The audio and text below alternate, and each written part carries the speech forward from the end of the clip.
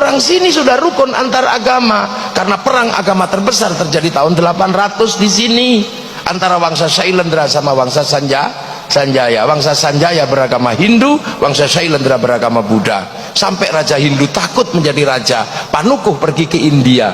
Di India belajar ilmu arsitektur, pulang dikenal dengan nama Resi Gunadharma. Yang Raja Sailendra bernama Garung, bergelar Smaratungga, anti Hindu.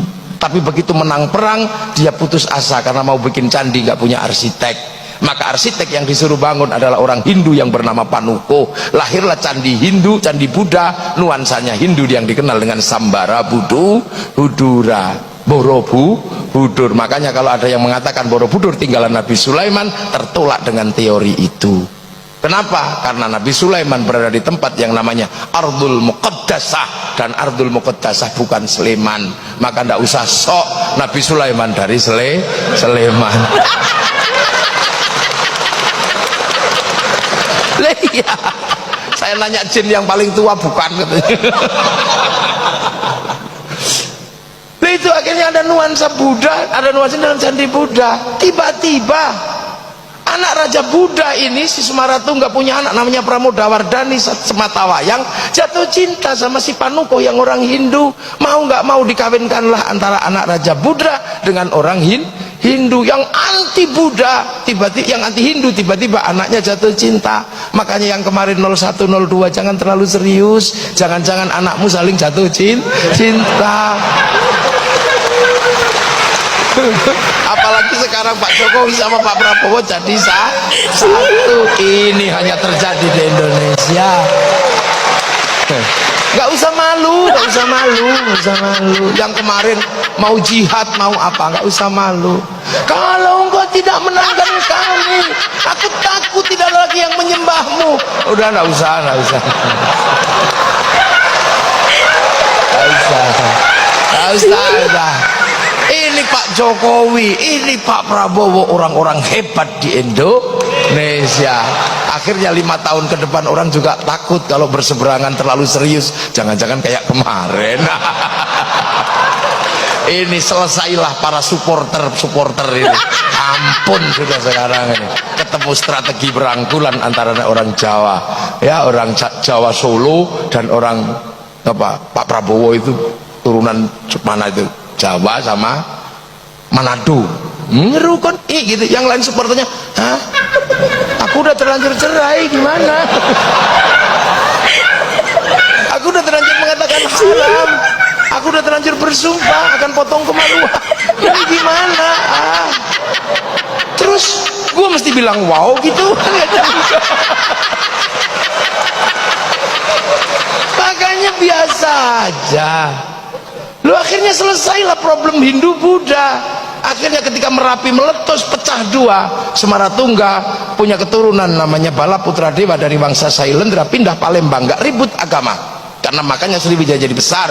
Sindok pindah ke timur bangun Wangsa Isyana, menjadikan diri sama Doho, lahirlah Singosari, nggak ribut agama.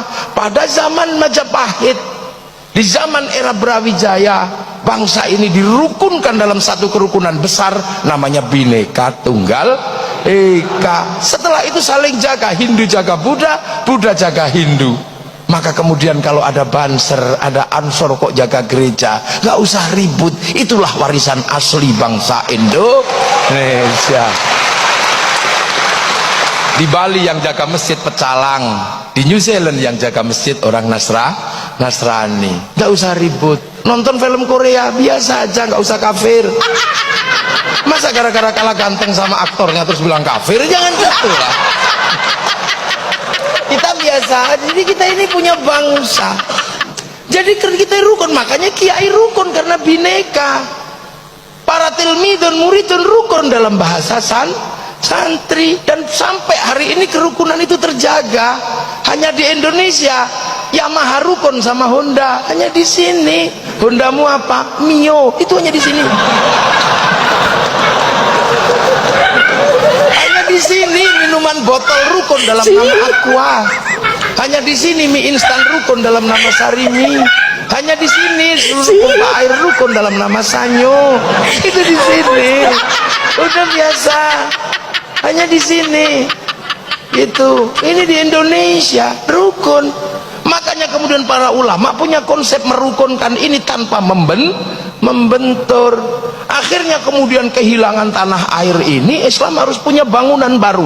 Maka lahirlah sebuah bangunan baru di mana raja dan hamba sebagai struktur yang disepakati di Nusantara, mulai dibikin struktur kecil di tengah antara raja dan hamba. Struktur itu dikenal dengan nama musyarakah yang akhirnya menghasilkan bahasa masyarakat. Lah kalau sudah masyarakat, jangan raja, jangan hamba saling menindas, tapi hidup saling bertanggung jawab. Konsep hidup saling bertanggung jawab tawarannya adalah dari Rasulullah, kullukum ra'in wa kullukum mas'ulun an ra'iyati. Maka hidup bersama dalam musyarakah, orangnya disebut ra'iyah atau rakyat. Akhirnya raja dan hamba melebur dalam konsep ra'iyah. Dan satu-satunya bangsa muslim dunia yang sanggup mengambil kalimat Rasulullah untuk menyebut warga bangsanya dengan sebutan ra'iyah hanya ulama Indonesia. Kemudian ra'iyah kalau ngumpul, Al-Quran menjelaskan wasyawirhum fil amri, maka kemudian lahirlah konsep musyawarah. Lah kalau musyawarah jangan menang-menangan sendiri. Al-Quran mengajarkan tafassahu fil majalis wafsahu yafsakhillah, maka ruang musyawarah namanya majelis. Ngangkat pemimpin standarnya wasi'a kursiyus samawat, maka kedudukan pemimpin disebut kursi. Sunan Ampel nata ini semua. Datuk Ribandang dikirim ke Sulawesi, Aryo Abdillah dikirim ke Palembang, Khatib Dayan dikirim ke Kalimantan. Lahirlah sistem ra'iyah, sistem musyawarah. Kemudian ini bersatu, Belanda datang, dilawan secara bersama-sama. Belanda pergi, daerah yang merupakan konsep para wali bersatu dalam sebuah nama wilayah. Artinya al-wali meninggalkan wilayah, dan wilayah itu dinamakan Negara Kesatuan Republik Indonesia. Dan kalian menikmati itu hari ini, siapapun apapun aliranmu, menikmati itu. Yang Nasrani, yang Hindu, yang Buddha, yang Islam menikmati itu semua pada konsep besar Bhinneka Tunggal Ika. Makanya kita pakai merah putih. Penyelesaian kita antar bangsa pakai Pancasila. Nah sekarang banyak yang menganggap bangsa ini sakit, tiba-tiba membawa penyelesaian dengan cara dari luar. Makanya aneh membawa Hizbut Tahrir ke Indonesia, itu aneh.